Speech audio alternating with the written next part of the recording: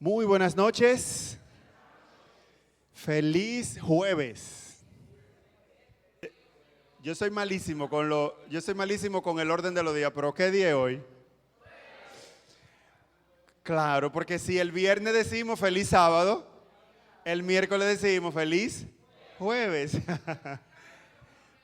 Porque Génesis dice que fue la tarde y la mañana un día. O sea, cuando llega la tarde ya es el comienzo de un nuevo día. No a las 12 de la noche, como nos han enseñado tradicionalmente, sino a la puesta de sol.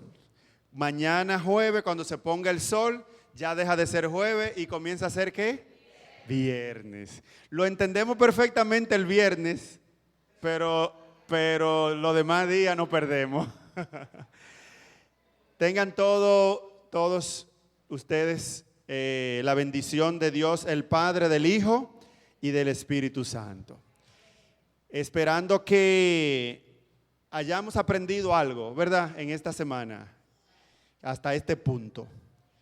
Es el objetivo de la palabra de Dios. Si usted no se acuerda de nada, no se preocupe, porque la palabra de Dios está aquí. Amén.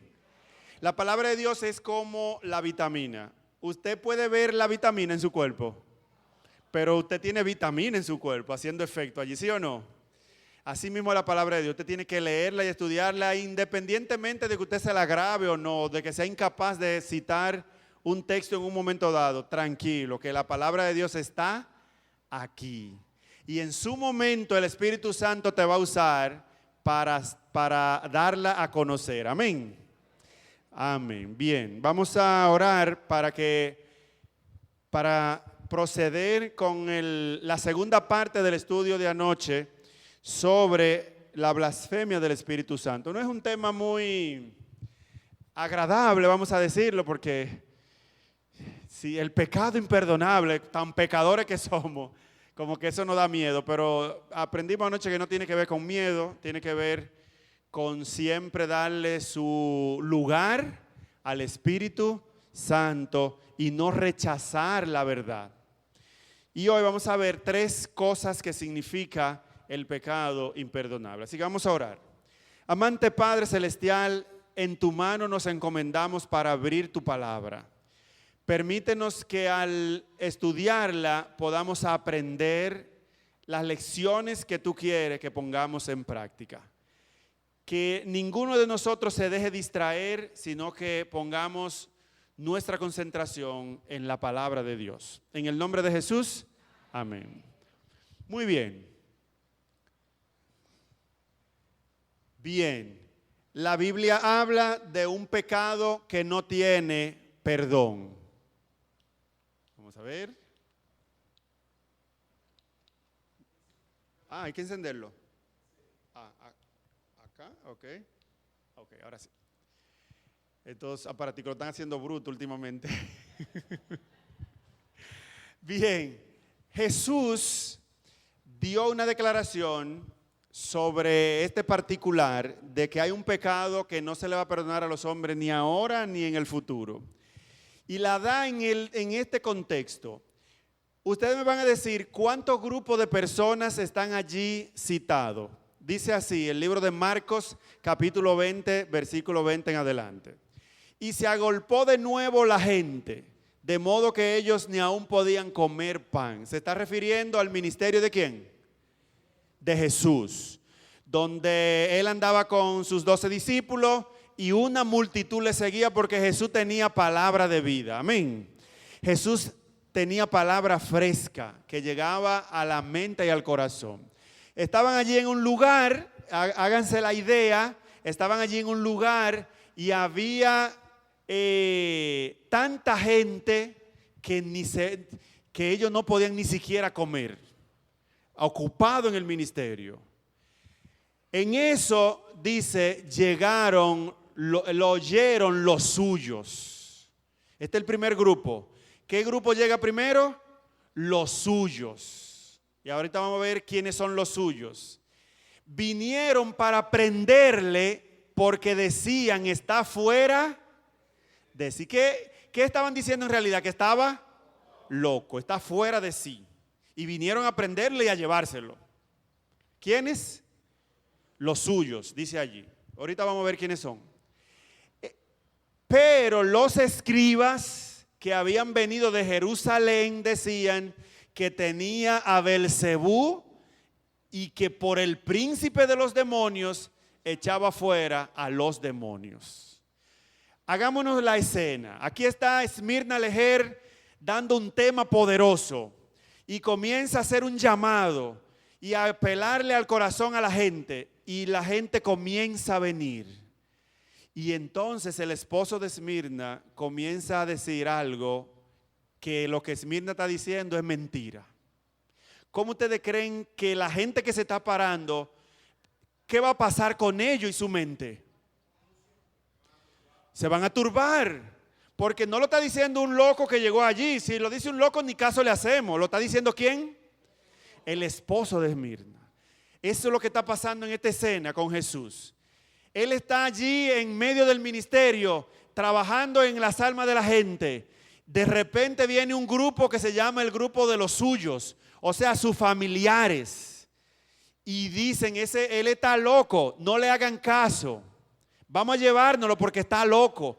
Pero entonces los escribas, los que conocían la ley, los que conocían la palabra de Dios, van más allá todavía y dicen, él no solo está loco, él tiene adentro, ¿a quién? ¿Quién es Belcebú? Satanás, o él mismo dijo, el príncipe de los demonios. Jesús, con la calma que le caracteriza, no hizo un escándalo. Miren lo que hace Jesús. Va a razonar con el grupo de los escribas.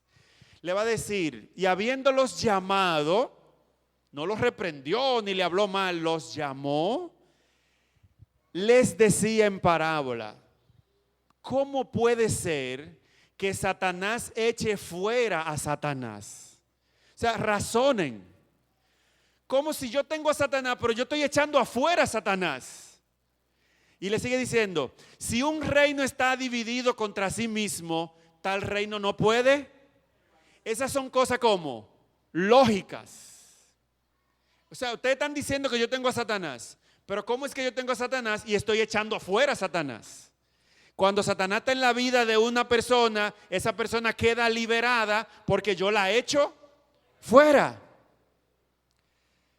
Dice el 25, y si una casa está dividida contra sí misma, tal casa no puede permanecer. Él sigue razonando con ello en el 26. Y si Satanás se levanta contra sí mismo, ¿qué pasa? Se divide, y en la división no hay fuerza, ¿verdad? No puede permanecer, sino que ha llegado a su fin. Ninguno puede entrar en la casa de un hombre fuerte y saquear sus bienes si antes, ¿qué? No lo ata o no lo amarra. Y entonces podrá saquear su bien. Está diciendo que él es más fuerte que Satanás y que tiene a Satanás como amarrado. Jesús razonando con ellos. Y entonces le dijo la pesá. Le bajó la pesá, como decimos aquí. Ahora déjenme decirle algo. De cierto les digo que todos los pecados serán perdonados a los hijos de los hombres. Y las blasfemias, no importa la que sea. Pero cualquiera que blasfeme contra el Espíritu Santo no tiene jamás perdón, sino que es reo de juicio eterno, porque ellos habían dicho, tiene espíritu inmundo. Y aquí hay como un problema. ¿Contra quién era que estaban hablando los escribas? ¿A quiénes fue que fueron a buscar los familiares de Jesús diciéndole que estaba loco? ¿A Jesús o al Espíritu Santo? Entonces, ¿por qué Jesús dice esa sentencia? Ustedes están hablando en contra mía, están diciendo que yo tengo un espíritu inmundo, y le está diciendo, el que blasfeme contra el Espíritu Santo no tiene perdón. O sea, que decir que Jesús tenía un espíritu inmundo, ¿qué era? Blasfemar contra el Espíritu Santo. Porque ¿quién aprendimos, y lo dice la Biblia, fue que ungió a Jesús? ¿Quién fue que lo llevó al desierto? ¿Quién fue que se manifestó con él cuando se estaba bautizando? ¿Quién fue que lo llevó a todos los lugares y en nombre de quién él hablaba? En nombre del Espíritu Santo. La vida de Jesús estaba controlada ¿por quién? decir que era Belcebú era blasfemar ¿contra quién? Contra el Espíritu Santo. Ahora, para entender esta declaración, tenemos que analizar en la Biblia 5 pactos que Dios ha hecho con la humanidad.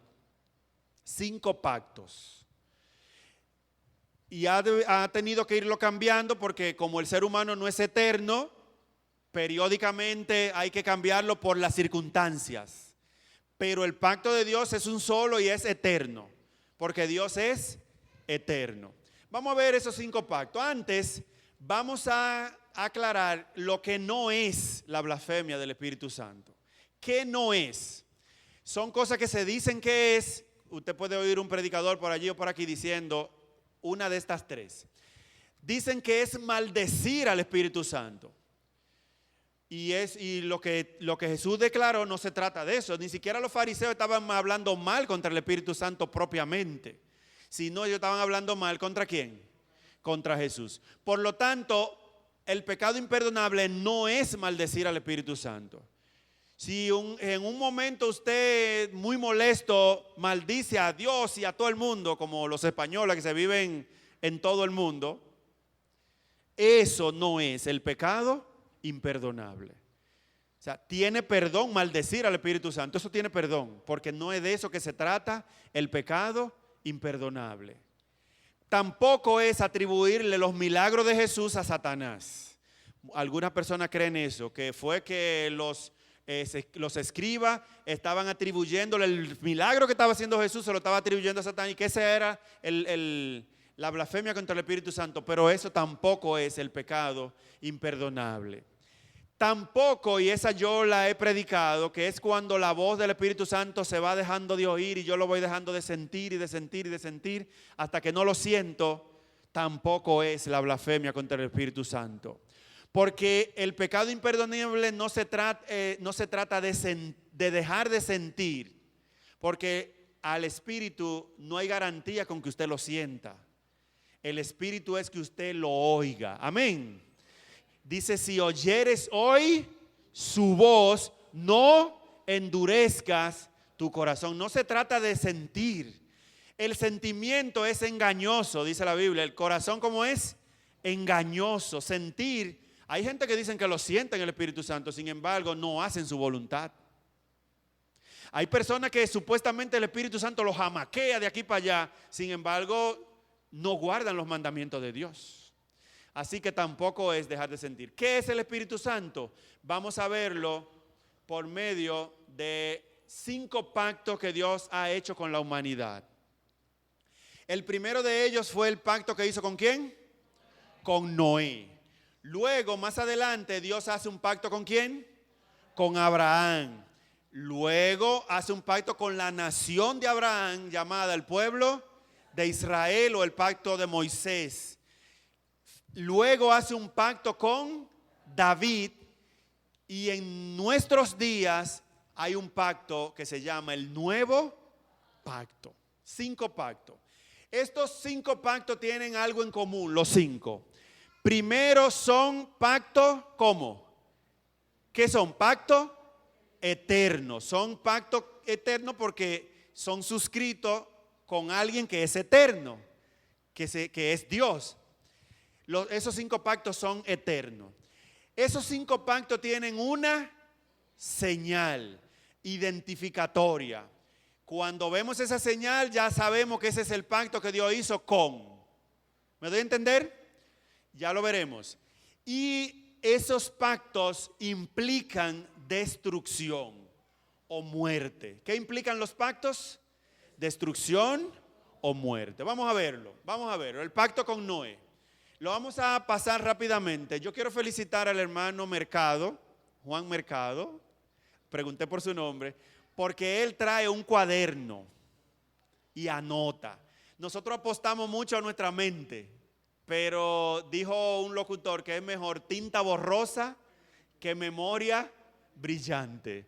Y el hermano Mercado hace caso a ese consejo y él anota siempre. Sería bueno que imitemos eso y que vengamos y anotemos aunque sea las citas, para que después al paso repasarla. Le digo eso porque no vamos a leer toda la cita por cuestión de tiempo, porque hay muchas citas. El pacto de Noé era eterno, pacto perpetuo, míralo ahí, pacto perpetuo. Y la señal de ese pacto, ¿cuál era? El arco iris. Hoy día, cuando vemos el arco iris, nos recordamos que Dios dijo que nunca más iba a destruir la tierra con agua. Esa es la señal e implica destrucción. ¿Cuál? Que no va a volver a destruir la tierra con agua. ¿Cuál es la señal del pacto de Noé? ¿Cuál? El arco iris. Muy bien. ¿Y el pacto de Noé es un pacto temporal o eterno? Es un pacto eterno, porque lo está suscribiendo ¿con quién? Con Dios, que es eterno. Muy bien. Ve, no exterminaré ya más, implica destrucción. También Dios hizo un pacto con Abraham. Dios llamó a Abraham e hizo un pacto con él. El pacto de Abraham, ¿cómo era? ¿Temporal o eterno? Eterno, perpetuo, por sus generaciones. La señal del pacto con Abraham era ¿cuál? La circuncisión. ¿Ustedes saben lo que es la circuncisión? Todos los miembros del pueblo de Israel, descendientes de Abraham, tenían que ser como circuncidado. Y el que pertenezca al pueblo sin ser circuncidado, entonces dice que sería cortado del pueblo. Sería como apartado del pueblo. Usted no se quiere circuncidar, bueno, pues usted no es judío, se me va de aquí. Y lo echaban de la nación. Le negaban la patria y dejaba de ser judío. Porque la señal del pacto con Abraham o con el pueblo de la descendencia de Abraham era ¿qué cosa? La circuncisión. Ahora viene el pacto con Israel en el desierto, con Moisés. También tenía una señal, era eterno. Era un pacto ¿cómo? Dice, guardarán pues el día de reposo los hijos de Israel, celebrándolo por sus generaciones, por pacto. Y ahí está la señal. ¿Cuál era la señal? ¿Cuál era la señal de ese pacto? El sábado. El sábado. Por eso Dios ordenó que en el desierto, el que no guardara el sábado o el que blasfemara el sábado, sería ¿qué? Cortada del pueblo. El que profanara el sábado iba a ser como cortado del pueblo. De hecho, hubo alguien que profanó el sábado y Moisés dijo, ¿qué hacemos con él? Y Dios dijo, córtalo del pueblo. Lo apedrearon. Y entonces uno se preguntaría, ¿y por qué ahora tanto que uno profana el sábado no somos apedreados? Porque hoy día esa no es la señal del pacto. ¿Me doy a entender? La señal del pacto hoy día es otra, que implica destrucción. El sábado sigue siendo el día de reposo, pero no es la señal del nuevo pacto. Era la señal del pacto en los días ¿de dónde? Del pueblo de Israel en el desierto. ¿Me doy a entender? ¿Está claro eso? ¿Está claro? ¿Por qué en los tiempos de Israel mataban al que profanaba el sábado y hoy no? Porque en ese tiempo era la señal del pacto. Profanar el sábado era violar ¿el qué? El pacto. Como el que no se circuncidaba era violar el pacto en los días de Abraham. Muy bien. Seguimos. Ahora vamos a ver el pacto de David. También tiene una señal y también es eterno y también implica destrucción. El pacto de David, vamos a leer, no es así mi casa para con Dios, sin embargo, Él ha hecho conmigo pacto perpetuo, está diciendo David en 2 de Samuel. Pacto perpetuo. Era perpetuo también, era eterno. Ahora, ¿cuál es la señal? Bueno, aquí también Isaías va a confirmar que el pacto con David era eterno. Inclinad vuestro oído y venid a mí, oíd y vivirá vuestra alma y haré con vosotros pacto eterno, las misericordias firmes ¿de quién? De David. ¿El pacto con David era temporal o eterno? Eterno. ¿Tenía una señal? Sí. La señal del pacto de David era el trono. Dice, él edificará, refiriéndose a Salomón, hijo de David, Él edificará casa a mi nombre y yo afirmaré para siempre su trono, el trono de David. Y será firmada tu casa y tu reino para siempre delante de tu rostro, y tu trono será estable, eterna. Es estable porque luego de que murieron todos los descendientes de David, todavía hay uno que no muere, que es la raíz de la tribu ¿de quién? De Judá. ¿Cómo se llama ese? Jesús. Por eso el pacto con David, ¿cómo es? Eterno. Y la señal es una dinastía o un trono que duraría para siempre. El rey que no hacía lo bueno delante de Dios, descendiente de David, ¿qué pasaba con ese rey? Era detutanado, era quitado, porque no cumplía con el pacto hecho con David. ¿Me doy a entender? Son 5 pactos. Uno son eternos, tienen una señal e implican destrucción. ¿Cuál fue el pacto con Noé? Díganmelo ustedes. El pacto con Noé, con Abraham, la circuncisión, con Israel en los días de Moisés, el sábado, con David, el trono, un trono eterno. Y ahora vamos a ver el nuevo pacto que es el más importante porque ese es en el que vivimos nosotros. Las religiones, muchas iglesias por ahí dicen que el nuevo pacto consiste en que ya no hay que guardar la ley. Pero eso no es lo que dice la Biblia. El nuevo pacto dice a lo contrario. En el nuevo pacto dice el profeta que Dios va a colocar la ley ¿dónde? En nuestra mente y corazón. El nuevo pacto dice Jeremías 32:40, y haré con ellos, o sea con nosotros, pacto eterno que no me volveré atrás a hacer y de hacerles el bien. Y pondré mi temor ¿dónde? En el corazón de ellos para que no se aparten de mí. ¿Y cuál es la señal de ese nuevo pacto? La señal de ese nuevo pacto dice, y esta será mi pacto con ellos, dice Jehová. ¿Cuál? Mi espíritu, el espíritu mío, el Espíritu Santo, que está sobre ti, le está diciendo al profeta, y mis palabras que puse en tu boca no faltarán en la boca ni en la boca tuya, ni en la boca de tus hijos, ni en la boca de los hijos de tus hijos, dice Jehová, desde ahora y para siempre. ¿Cuál es la señal del nuevo pacto? El Espíritu Santo. Andando por ahí fuera, ¿o dónde? Dentro del corazón. Por eso, y entonces la señal cuando se violaba el pacto, ¿qué implicaba eso? ¿Qué implicaba la violación al pacto? Destrucción o muerte o ser apartado. ¿Ven ustedes entonces por qué no tener al Espíritu Santo en el corazón implica la blasfemia contra el Espíritu Santo? Porque si usted no tiene el Espíritu Santo en su corazón, entonces eso significa que usted está apartado del nuevo pacto. ¿Está claro eso? Para vivir dentro del nuevo pacto no es de que dejar de guardar la ley, no, es escuchar la voz del Espíritu Santo y tener al Espíritu Santo ¿dónde? En el corazón. Él dice, me dijo luego en la visión de los huesos secos, me dijo luego, hijo de hombre, todos estos huesos son la casa de Israel. He aquí ellos dicen, nuestros huesos se secaron y pereció nuestra esperanza y somos del todo destruidos. ¿Ustedes saben por qué se les secaron los huesos?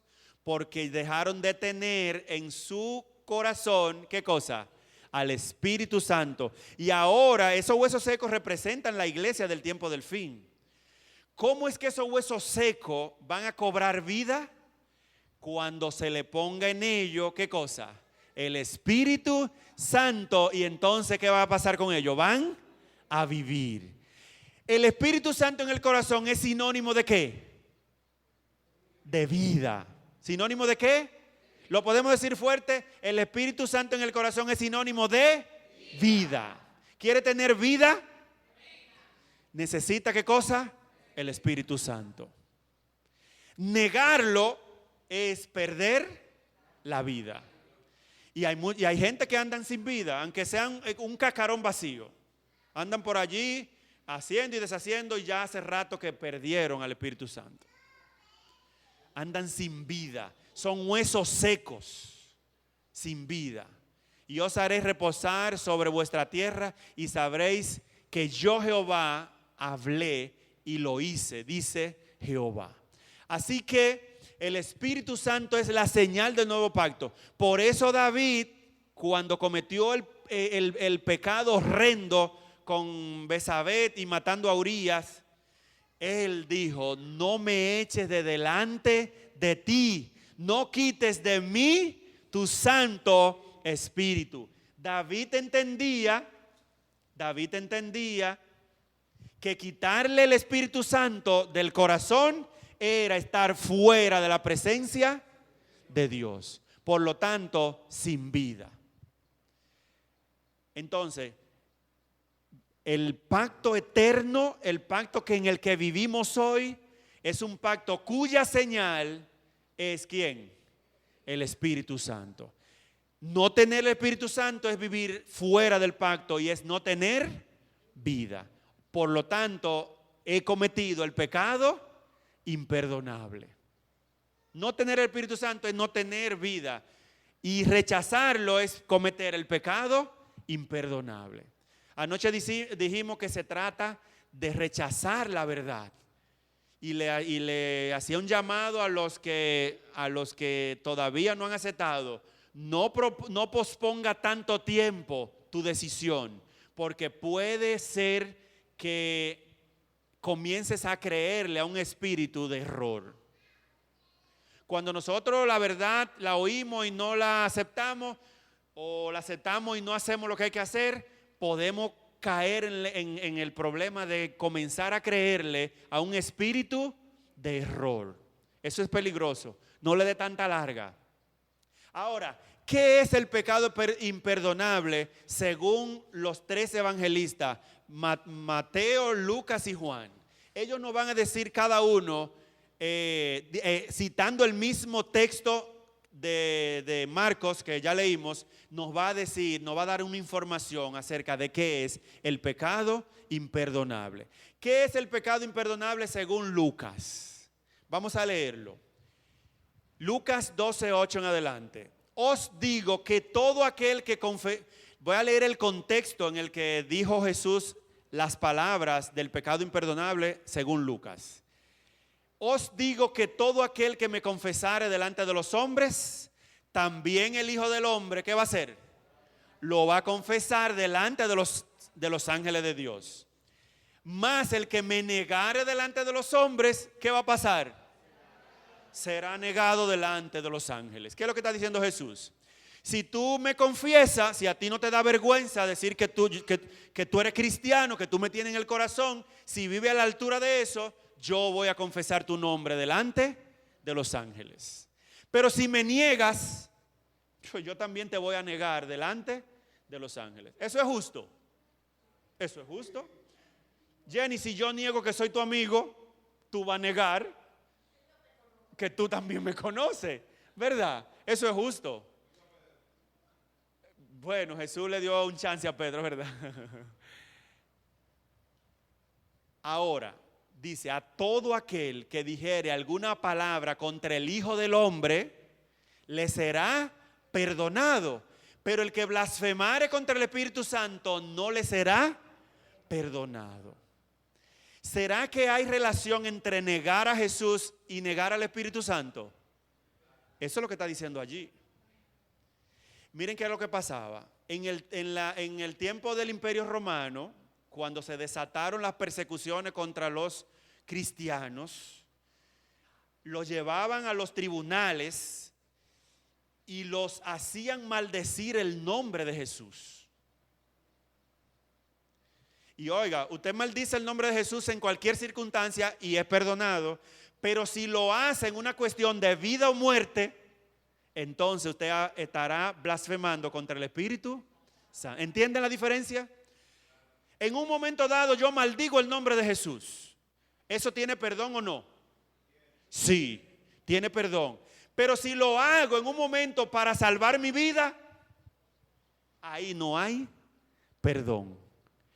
Mire cómo dice, cuando los traigan a las sinagogas y ante los magistrados y las autoridades, no se preocupen por cómo van a responder o qué habrán de decir, porque el Espíritu Santo les enseñará en la misma hora lo que deben. ¿Cuándo eso? Cuando seamos llamados a dar cuenta de mi fe, donde o blasfemo o me muero, o blasfemo o me muero. Si negué a Jesús en ese instante, ahí habré blasfemado contra el Espíritu Santo, porque salvé mi vida a costa de negar a Jesús. ¿Por qué Pedro no cometió el pecado contra el Espíritu Santo cuando negó a Jesús? Porque su vida no estaba en juego. Una hermana lo ve y le dice, una señora lo ve y le dice, ¿tú eres de ellos? No, yo no soy de ellos. Pero si él decía que era de ellos, él lo que tenía era que irse de ahí. Como se fueron todos los discípulos. El problema es que él se quedó. Porque él quería demostrar que sí, yo te voy ahí contigo hasta la muerte. Y se quedó ahí. Pero él se pudo haber ido y por eso esa falta de Pedro no se computa como. Pero cuando yo niego a Jesús para salvar mi vida, entonces Jesús me va a negar delante de los ángeles. Según Lucas, eso es el pecado imperdonable. Según Marcos, que es el texto que estamos tratando, vamos a leer. Marcos 3:20. Y se agolpó de nuevo la gente, de modo que ellos ni aún podían comer pan. O sea, Jesús y su ministerio. Cuando lo oyeron los suyos, vinieron para prenderle porque decían está fuera de sí. ¿Quiénes son los suyos?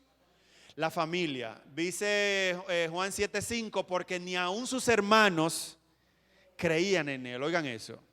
Ni aún los hermanos de sangre de Jesús, los hijos de José, los hijos de María, si era que eran hijos de María, no está claro, si nada más eran hijos de José o también eran hijos de María, pero ni la misma María llegó un momento que ni la misma María creía en él.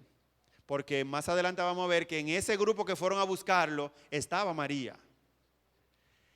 Entonces Jesús le va a responder a los escribas primero y luego le va a responder a su familia. A los escribas le dijo, pero los escribas que habían venido decían, lo decían frecuentemente, decían que tenía a Belcebú y que por el príncipe de los demonios echaba fuera a los demonios. Primero le va a responder a la familia. Él les respondió diciendo, ¿quién es mi madre y mis hermanos? Y mirando a los que estaban sentados allí alrededor dijo, he aquí mi madre y mis hermanos, porque todo aquel que hace la voluntad de Dios, ese es mi hermano y mi hermana y ¿qué más? Y mi madre. ¿Qué está haciendo Jesús allí? Está rechazando su familia de sangre y aceptando como su familia a los que hacen la voluntad de Dios. Y eso no es nuevo. Cuando Jesús tenía 12 años, que los padres fueron a buscarlo al templo, ¿qué le dijo Jesús? Porque ustedes me buscan, me conviene estar en los negocios. Jesús estaba claro que su familia era su padre y el que haga la voluntad del Padre. Si su familia los rechazó, entonces Jesús también los estaba ¿qué? Rechazando. Inclusive a su mamá, que hoy la adoran mucha gente. Ella estaba en ese juego, diciendo que Jesús estaba loco. Jesús los rechazó. Obviamente después María va con él a la cruz y allí y todo. Jesús tuvo que decirle un par de cositas para que ella entienda cuál era su papel. Su papel fue traerme al mundo, formarme, criarme, pero luego de ahí para allá, cuando yo comience mi ministerio, tú no tienes nada que ver. Ya tú eres una persona que necesita salvación como la necesitan los demás. ¿Está claro eso? Ahora, eso fue lo que él le dijo a la familia. A los escribas, él entonces le dice: de cierto les digo que todos los pecados serán perdonados a los hijos de los hombres y la blasfemia cualquiera sea. Pero cualquiera que blasfeme contra el Espíritu Santo no tiene perdón, sino que es reo de juicio eterno, porque ellos habían dicho que tiene espíritu inmundo. Según Marcos, la blasfemia contra el Espíritu Santo o el pecado imperdonable lo cometen aquellos que están cerca de Jesús y lo niegan.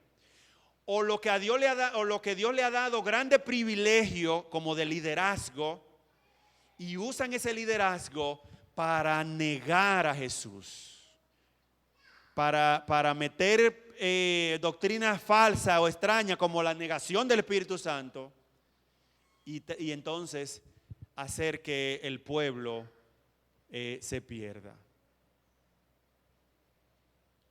Según Marcos. Según Mateo, lo vamos a pasar bien rápido. Según Mateo, el que comete el pecado imperdonable es aquel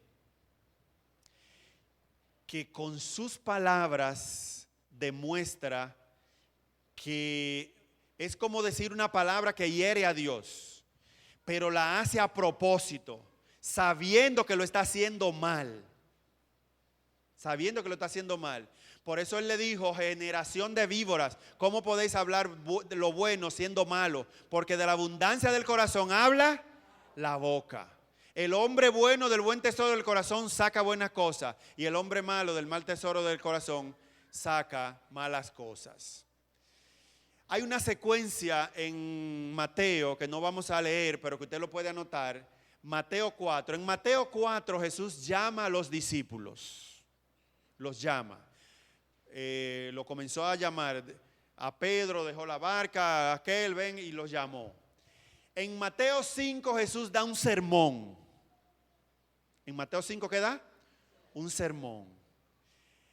En Mateo 8 al 9 Jesús realiza milagros. Y entonces en Mateo 9, 32 al 33 las personas van a reaccionar positivamente al milagro. Van a decir: este es el Cristo que ha venido, el Hijo de David.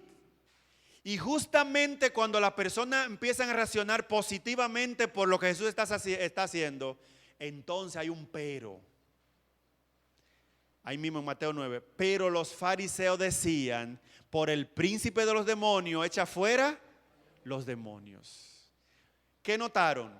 Que los fariseos esperaron que la gente esté siendo convencida por Jesús para echar allí un jabón al sancocho. ¿Entienden la ilustración? Cuando Jesús ya ha convencido a la gente, y como ellos eran el modelo del pueblo, la autoridad del pueblo, entonces aprovechaban allí cuando ya la gente iba a acceder al llamado para decir que él hacía esas cosas por el príncipe de los demonios. ¿Están viendo ustedes la maldad de los fariseos?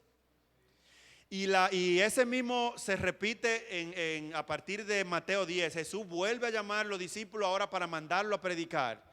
Jesús da un sermón. Jesús le dice a los discípulos de Juan que los cojos ven, que los sordos oyen, que los mudos hablan. Y los milagros. La gente entonces comienza a alabar a Dios porque Jesús es el profeta que ha venido. Y nuevamente los escribas y fariseos dicen que él está poseído por el príncipe de los demonios. 2 veces lo hacen. Y entonces Jesús ahí tiene que decirle que todo pecado le será perdonado a los hombres, menos la blasfemia contra el Espíritu Santo. Y le dice más. En San Mateo 18, 6 le dice: pero si alguien hace pecar a uno de estos pequeños que creen en mí, más le valdría que le colgaran al cuello una piedra de molino y lo hundieran ¿dónde? En lo profundo del mar. Aquí lo que Mateo está diciendo es que el pecado imperdonable lo cometen aquellos que aún conociendo la verdad son piedra de tropiezo para que otro se pierda, sin importarle. Hermanos, los que están por ahí diciendo que el Espíritu Santo no es Dios son piedra de tropiezo. Piedra de tropiezo. Están contradiciendo la obra de aquel que trae la gente a la salvación. Y eso es muy, pero muy peligroso. Y rápidamente, eso no es nuevo. Ya el apóstol Pedro lo había profetizado. Yo quiero, ojalá ustedes puedan leer en su casa el capítulo 2 de Segunda de Pedro. Léanlo entero. Pero yo saqué algunos textos. Dice, pero hubo también falsos profetas entre el pueblo, como habrá. O sea, hubo falsos profetas, pero también ¿qué? Van a haber falsos maestros que introducirán encubiertamente herejías destructoras. ¿Qué van a introducir? Decir que el Espíritu Santo no es Dios, eso es una herejía destructora. Y aún negarán al Señor que los rescató, atrayendo sobre sí mismo destrucción repentina. Y muchos seguirán sus desenfrenos, por causa de los cuales el camino de la verdad será blasfemado. ¿Ven ustedes? Haciendo esa cosa, metiendo cizaña, entonces están provocando blasfemia contra el Espíritu Santo. Y oigan esto, y por avaricia harán mercadería de ustedes con palabras fingidas. ¿Cuál es el propósito? Mercadería. Conseguir. Son muchos los que están en YouTube diciendo barbaridades y disparate y están teniendo muchos seguidores. Sobre los tales ya de largo tiempo la condenación no se tarda y su perdición no se duerme. Y obviamente aquí ninguno de nosotros somos eso, pero nosotros podemos ser la mercadería ¿de quiénes? De ellos. Si prestamos oído a otra cosa que no sea la palabra, la única garantía para no dejarnos engañar de los embaucadores, avariciosos y mercaderes de la palabra de Dios es que nosotros estudiemos ¿qué cosa? La palabra de Dios. Que el Espíritu Santo grabe su palabra en mi vida y cuando me vengan con una cosa extraña yo la pueda determinar de una vez. De una vez. Yo pregunto, ¿cuánto le abren el corazón al Espíritu Santo para que el Espíritu Santo cierre, ponga una barrera de protección contra tales cosas? Amén. Amén. Hermanos, la blasfemia contra el Espíritu Santo no es algo que se haga de hoy para mañana. No es algo, y usted queda sorprendido. La blasfemia contra el Espíritu Santo es algo consciente. ¿Cómo es? Consciente, continuo y vamos a decir, de maldad. Deliberado, esa es la palabra. Consciente, continuo y deliberado. Y es sistemático. Es sistemático. Eso indica que ninguno de nosotros ha cometido la blasfemia contra el Espíritu Santo. ¿Cuántos dicen amén? Amén. Ni la vamos a cometer porque ya hemos conocido lo que la Biblia dice sobre este particular. Que Dios me los bendiga y que le dé un corazón sensible a la voz del Espíritu Santo. Que lo que el Espíritu Santo le diga que haga, eso hagamos. Amén. Que por donde el Espíritu Santo nos diga que debemos andar, por ahí andemos. Que la decisión que el Espíritu Santo nos diga que tenemos que tomar, esa decisión que tomemos.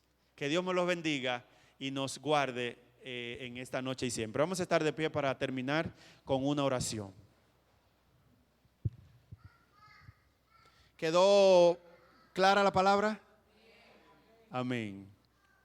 Cualquier cosa, todas las presentaciones la tiene Ian. Ustedes se la pueden pedir a él para que la tengan en su computadora si quieren y la pueden, no hay ningún problema. Oramos. Amante Padre Celestial, gracias porque tu palabra ha hablado claro en nuestros corazones advirtiéndonos primero en que debemos entregar todo nuestro ser al Espíritu Santo. Porque podemos correr el riesgo de ser arrastrado con enseñanzas falsas y llegar a creer que eso es la verdad.